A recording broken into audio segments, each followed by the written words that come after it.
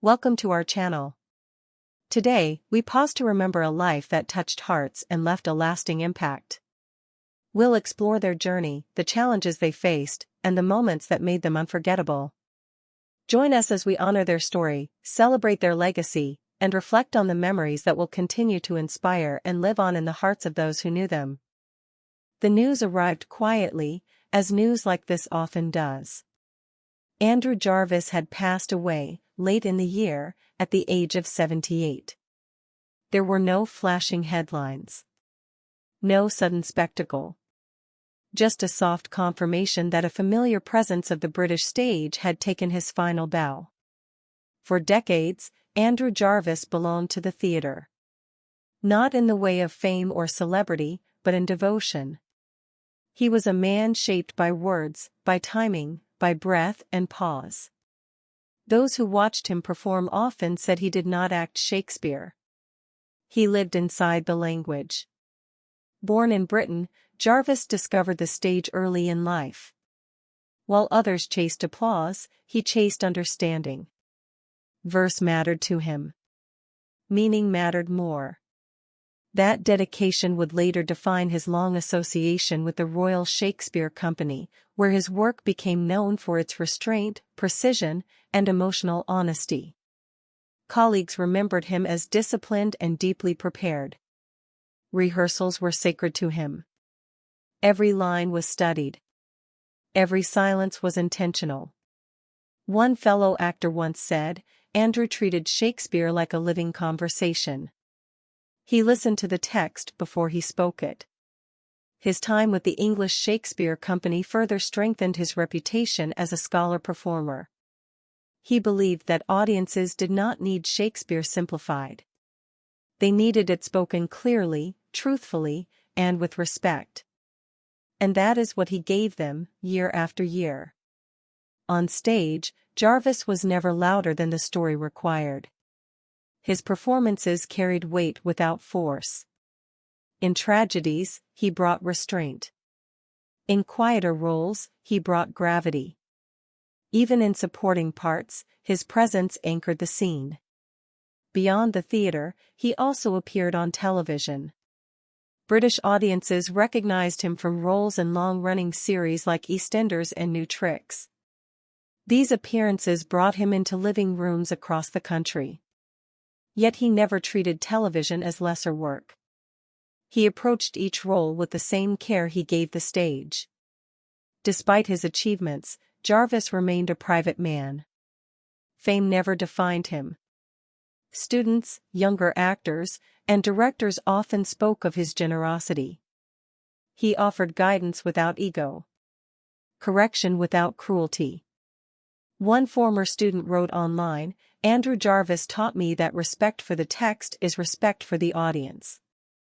As news of his death spread, tributes followed.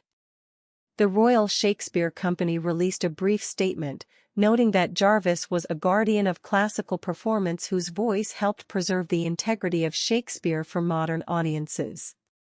Fans shared memories of performances seen decades earlier, still vivid in their minds. His family asked for privacy, but shared that he passed peacefully. They described him as thoughtful, reserved, and endlessly curious. At home, they said, he was happiest reading, listening to music, or discussing language late into the night. Andrew Jarvis never sought to redefine theatre. Instead, he protected it. He stood between tradition and time, ensuring that great words were not lost to noise or haste. In an era of constant change, his work reminded audiences of the power of stillness and clarity. In the end, his legacy is not found in awards or headlines. It lives in memory. In the cadence of a soliloquy. In the quiet respect of an audience holding its breath. Andrew Jarvis will be remembered as a man who gave his life to language, and in doing so, helped generations hear it anew. The tragic news was confirmed quietly, without spectacle. Julio Rafael Pineda had passed away. For many families, the moment felt deeply personal. His voice had been part of their daily lives for decades, steady and familiar, guiding them through moments of fear, hope, and change. For more than 40 years, Pineda was a trusted presence in Spanish-language journalism. As an anchor at WXTV in New York, he did more than read the news. He offered calm in times of crisis. He offered clarity when confusion filled the air. And for millions of immigrant families, he offered something rare: respect. Born with a natural gift for communication, Pineda understood the weight of words. He believed news should inform without alarming, and guide without judgment. Night after night, viewers welcomed him into their homes. His tone was measured. His delivery was steady. His presence felt reassuring. During major national events, his role became even more important. From political shifts to moments of tragedy, Pineda helped explain complex stories in simple, human terms. He spoke to people who often felt unseen by mainstream media. And he spoke to them with dignity. Colleagues remember him as disciplined and deeply committed. He arrived early. He prepared thoroughly. One former producer shared, "Julio never forgot who he was speaking to. He always said, 'These are families trusting us with their night.' That sense of duty never left him." Beyond the studio, Pineda was known as a mentor. Young journalists often sought his guidance. He encouraged patience, accuracy, and empathy. Many credit him for shaping a generation of Spanish-language reporters who followed his example of integrity. As news of his passing spread, tributes poured in across social media. Viewers shared memories of watching him with their parents and grandparents. One message read, "Julio Rafael Pineda was the voice of my childhood. He made my parents feel safe in a country that was still new to them." Community leaders also honored his impact. A local advocate described him as a bridge between information and trust. Others called him a pillar of Spanish-language media in New York, a city shaped by immigrant voices like his. His family confirmed that he passed peacefully. They described him as humble and thoughtful, a man who never sought attention beyond his work. At home, they said, he valued quiet moments, family conversations, and staying connected to the community he served. Julio Rafael Pineda never chased fame.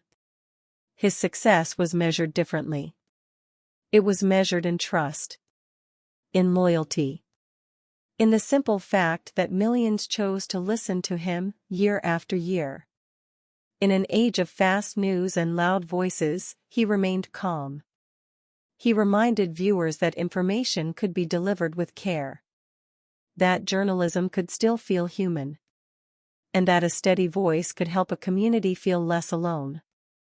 Today, his chair in the studio is empty. But his presence remains. In the memories of families who planned their evenings around the news. In the careers of journalists he inspired. And in the lasting belief that truth, when spoken with dignity, can guide people through uncertainty. Julio Rafael Pineda will be remembered not just as a news anchor, but as a companion to generations. A voice that informed, comforted, and connected a community, and will never be forgotten. The news was confirmed in the early hours, carried softly across radio waves and social feeds. Sly Dunbar had passed away. For many, the loss felt sudden. For others, it felt like the silence that comes when a familiar rhythm finally fades. Sly Dunbar was more than a drummer. He was the pulse behind reggae music. For decades, his beats shaped how the world heard Jamaica. Even those who never knew his name had lived inside his sound. Born in Kingston, Jamaica, Sly grew up surrounded by music. Rhythm was part of daily life. He learned early that drums were not just instruments. They were voices. They spoke of struggle, pride, and survival. By the time he entered the studio, his timing was already unmistakable. In the mid-1970s, Sly joined forces with bassist Robbie Shakespeare. Together, they became Sly and Robbie. The partnership would change music history. Their sound was tight, modern, and fearless. It respected reggae's roots while pushing it forward. They worked with legends: Bob Dylan, Grace Jones, Black Uhuru. Their influence crossed borders and genres.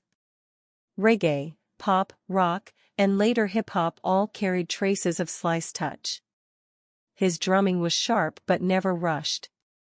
Heavy, but controlled.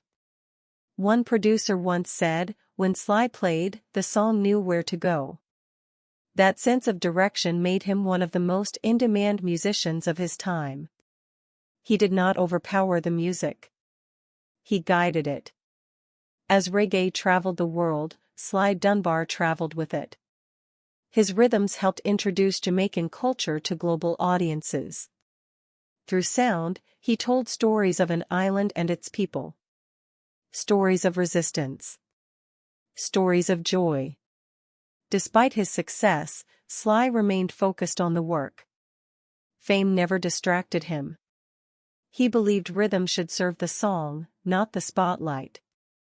In interviews, he often spoke simply, letting the music explain the rest. When news of his passing spread, tributes poured in from across the music world. Fellow artists called him a pioneer. Fans shared clips of songs that defined moments in their lives.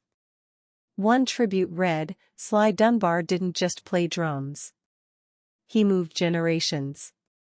His family confirmed his death with quiet dignity. They asked to be remembered not for the moment he left, but for the music he gave. Friends described him as calm, focused, and deeply proud of his Jamaican roots. Sly Dunbar's legacy lives in rhythm.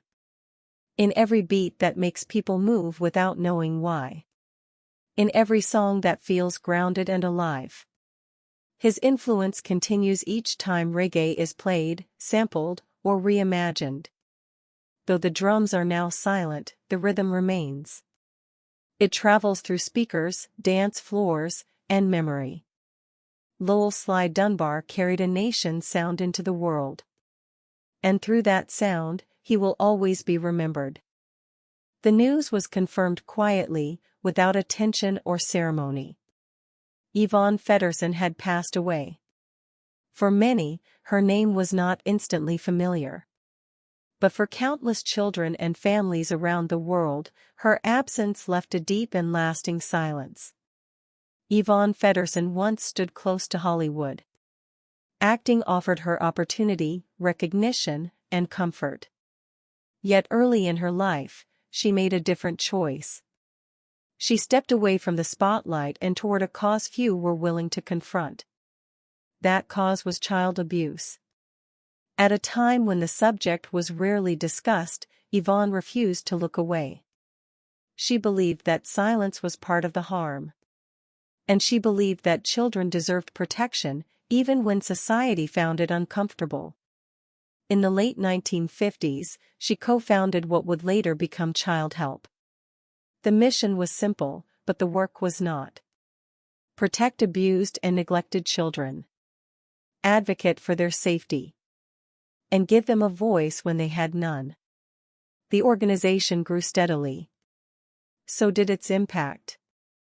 Child Help expanded across the United States and beyond, offering prevention programs, treatment centers, and crisis support. Behind much of that work was Yvonne's steady guidance and unwavering resolve. Those who worked with her described her as gentle but firm. She listened closely. She asked difficult questions. And she never lost sight of the children at the center of every decision. One longtime colleague said, Yvonne never spoke about numbers.